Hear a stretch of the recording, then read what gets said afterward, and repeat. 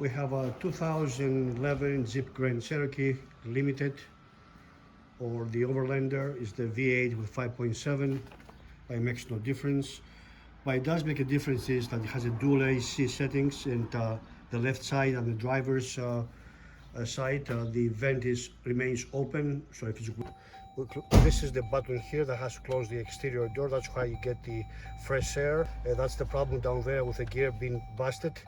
The door was not opening or closing, or got stuck open. You get cold air coming in. If it's summer, try to cool the car off, you get the heat inside. So I'm going to show you how to replace the actuator blend door from the driver's side. This one here. It's nice to have the service manuals and go steps by steps. So in the car, on the driver's side, is somewhere in here. So we have to remove the access panel from below. This one here as well, to get to it. Let's start. We're going to remove this panel, snap this plastic off, pull slowly all around, and that will release the panel. As well as by pressing it down, it releases. You see how it is. This you press down and you push back and it comes right out from here. So the access panel is removed. Okay, with the panel removed, we can see the actuator. Okay, next we're going to remove the wire harness. There's a little red tab there. Just press it up like that, and then pull the plug back like so. Plug is out. 2 T20 Torx, and it's out.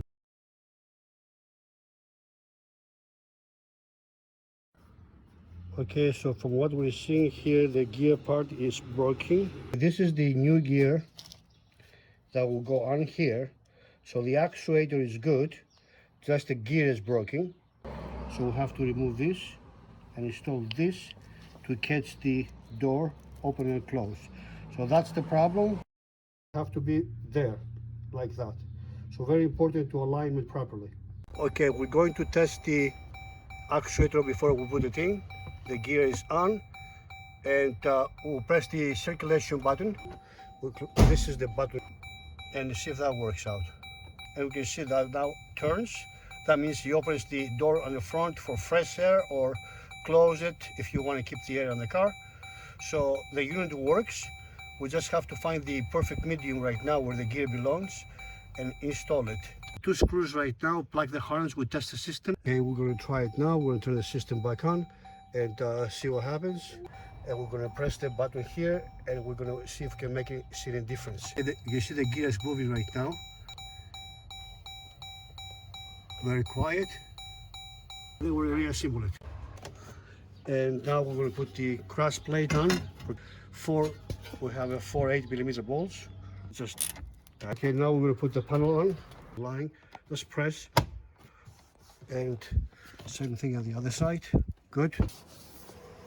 And our job now is complete. We have replaced the actuator on the driver's side, and some systems need to be calibrated, so you have to have a scanner or you have to go to the dealer for it.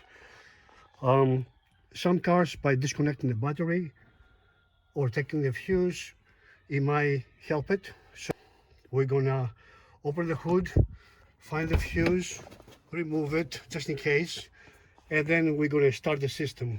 So after we removed it, okay, all good. Fuse box on the passenger side,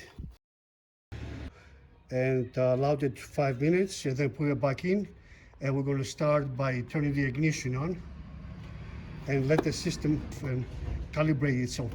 Okay, so we'll put the fuse back and the system kick on, and all the settings work like they should. So other than that, everything is good. I hope this video helped you out. Good luck with your actuator and blend door replacement.